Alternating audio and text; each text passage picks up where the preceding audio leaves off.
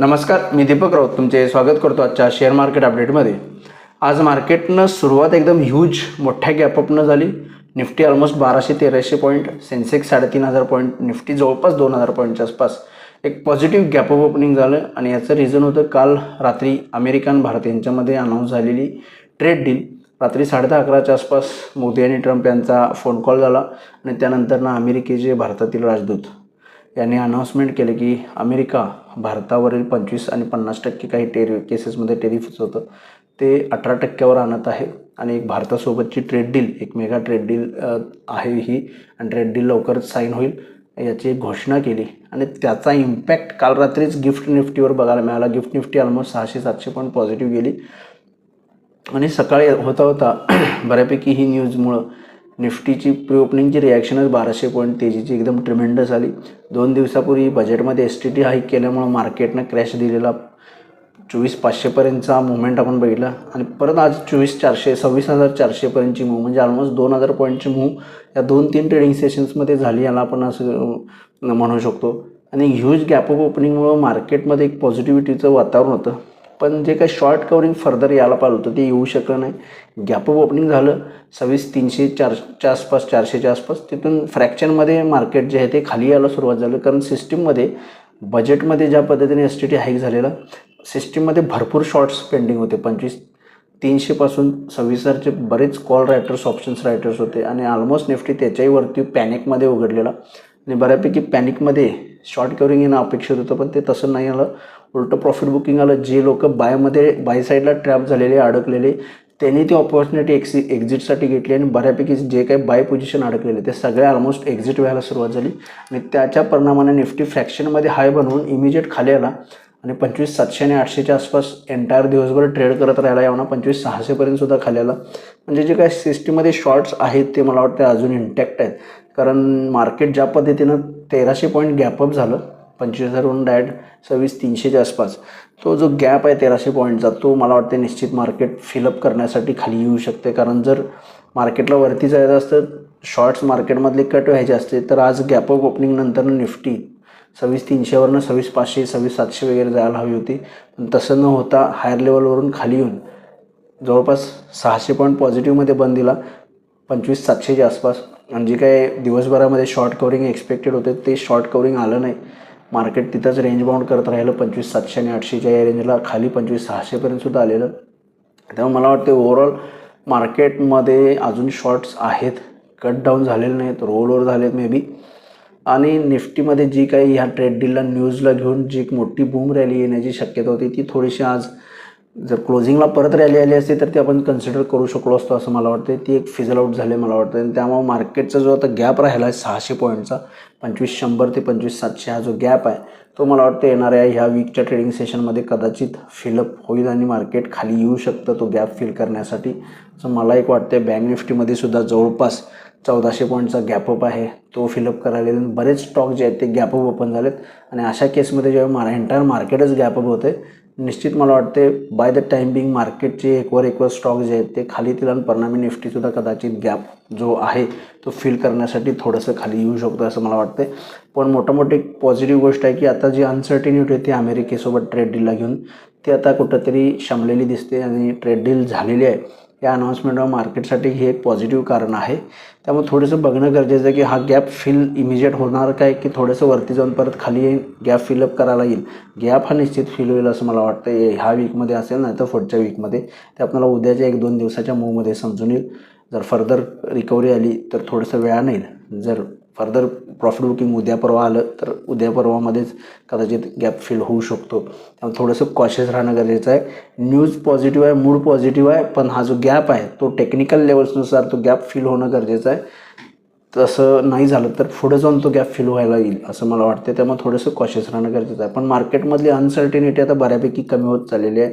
आणि अजून ह्या ट्रेड डीलचे डिटेल्स पूर्ण यायचे आहेत, दोन्ही बाजूनी डील साईन व्हायचे आहे. ही फक्त अनाऊन्समेंट होती आणि अनाऊन्समेंटच्या जोरावर मार्केटने ही जंप दिलेली. ॲक्च्युली डीलमध्ये किती टेरिफ्स आहेत, रशियन ऑइल थांबवणार आहेत असं US नं म्हटलं आहे, पण भारताकडून त्या गोष्टीला दुजोरा आलेला नाही आहे. रशियाकडूनही डिनाय केलं गेलेलं की तशी कोणती भारतामध्ये आणि रशियामध्ये चर्चा झाली की परचेस थांबवण्याबाबतीत. त्यामुळे अजून बरेच याच्यामध्ये क्लॅरिटी यायची आहे. ही एक आपण म्हणू शकतो गडबडीत ट्रम्प यांच्याकडून अनाऊन्समेंट झालेली आहे अमेरिकेकडून की ट्रेड डील झाली आहे म्हणून. त्यामुळे थोडंसं कॉशियस राहणं गरजेचं आहे. ओव्हरऑल बऱ्यापैकी ट्रेड डील अनाऊन्समेंट झाल्या, त्यामुळे ट्रेड डीलला घेऊन अनसर्टेनिटी संपले, बजेटला घेऊन अनसर्टेनिटी संपले. STT हाईक व्हायचा होता तो झालेला आहे. रिझल्ट सेशन ऑलमोस्ट पूर्ण झालेलं आहे. त्यामुळे मार्केट जे आहे ते थोडंसं आता फर्दर फॉरवर्ड लुकिंग आहे की या सगळ्यातूनचा पॉझिटिव्ह आउटकम कसा येईल. त्यामुळे थोडंसं मार्केट मला वाटते कॉन्सोलिडेट किंवा कॉशियस राहू शकतं किंवा टेक्निकली हा जो गॅप आहे तो फिल करायला येऊ शकतं. त्यामुळे उद्यासाठी ट्रेड करायचं असेल तर थोडंसं कॉशियस माइंडनं राहा. निफ्टीनं आजचा जर लो 26,680च्या आसपासचा आहे तो जर ब्रेक केला, 26,600च्या आसपासचा जर लो ब्रेक केला तर निफ्टी फर्दर खाली 25,500 आणि त्याच्याही खाली येऊ शकते. हायर लेवलला 25,800 850 रेजिस्टन्स आहे. 25,850च्या वर गेला तर एक 26,000पर्यंत जाण्याचा अटेम्प्ट होऊ शकतो उद्याच्या सेशनला. म्हणजे 25,700च्या वर 25,850, 25,850च्या वर गेला तर 26,000पर्यंत जाण्याचा प्रयत्न होऊ शकतो. अदरवाईज लोअर लेवलला खाली आलं तर 25,600 सपोर्ट आहे. 25,600 ब्रेक झाला तर मात्र निफ्टी 25,500पर्यंत आणखी खाली येऊ शकते. परिणामी जो मी म्हणतोय की गॅप फिल व्हायला येऊ शकतं मार्केट 25,100पर्यंत. तो गॅप फिल करण्यासाठी सुद्धा 2-4 ट्रेडिंग सेशनमध्ये येईल, असं एकाच वन डेमध्ये येईल असं मला नाही वाटत, पण कदाचित येऊ शकतो. कारण STT हाईकची न्यूज ऑलरेडी त्या न्यूजचा ओव्हरहँग मार्केटवर आहे. ही एक फक्त ट्रेड डीलची अनाऊन्समेंट आहे, डील अजून झालेलं नाही आहे. बँक निफ्टीमध्ये सुद्धा 60,000च्या खाली आलं तर 59,500पर्यंत खाली येऊ शकतं. गॅप फिल करायचं म्हटलं तर 58,700पर्यंत खाली यायला हवं, पण इमिजिएट एक दिवसामध्ये येईल असं वाटत नाही, पण थोडंसं खाली येऊ शकतं. 60,000च्या वर मेंटेन राहिला तर 60,400 जो आजचा हाय आहे ऑलमोस्ट 8,400 ते 500 एक रेजिस्टन्स लेवल आहे सेंटिमेंटल, जो प्रिव्हियस हाय आहे तिथंपर्यंत जाऊ शकतं. आजचा हाय भरपूर आहे 61,000च्या आसपास. मला वाटत नाही की तिथंपर्यंत निफ्टी जाईल. 61,400 500च्या आसपासचा आहे, तिथं जाईल असं मला वाटत नाही. एवढा 62,000च्या आसपास स्पॉट निफ्टीचा आहे दाखवते, 61,800च्या आसपास समथिंग, तर तिथंपर्यंत जाईल असं मला वाटत नाही आहे. पण ओव्हरऑल मला वाटतं 60,000च्या वर 60,400 ते 500 पण निफ्टी जाईल. बिलो 60,000 आली तर पहिला सपोर्ट 59,500, त्याच्या खाली आलं तर फर्दर गॅप फिलिंगसाठी मार्केट आणखी खाली येऊ शकतं. जो मी मगाजानं म्हणतो की गॅप फिल होऊ शकतो, त्यामुळे थोडंसं कॉशियस राहणं गरजेचं आहे.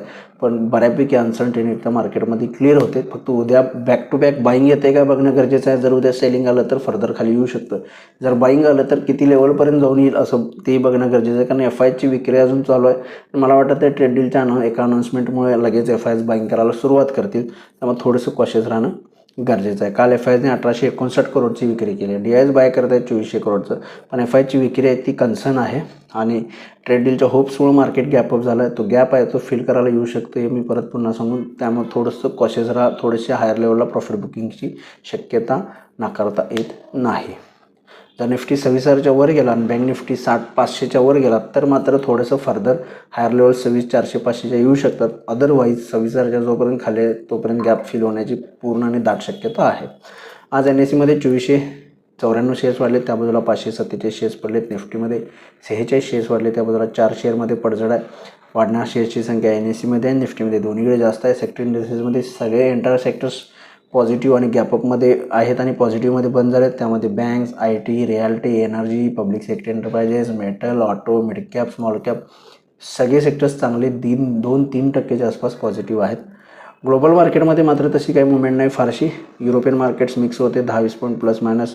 डाव फ्युचर 25 पॉईंट मायनस आहे. काल US मार्केटमध्ये चांगली तेजी झाली 500 पॉईंटची, पण आज थोडंसं फ्लॅट ओपनिंगची शक्यता आहे. जर ग्लोबल संकेत फ्लॅट असतील तर मला वाटतं आपलं मार्केटही त्या अनुषंगानं ओपन होईल.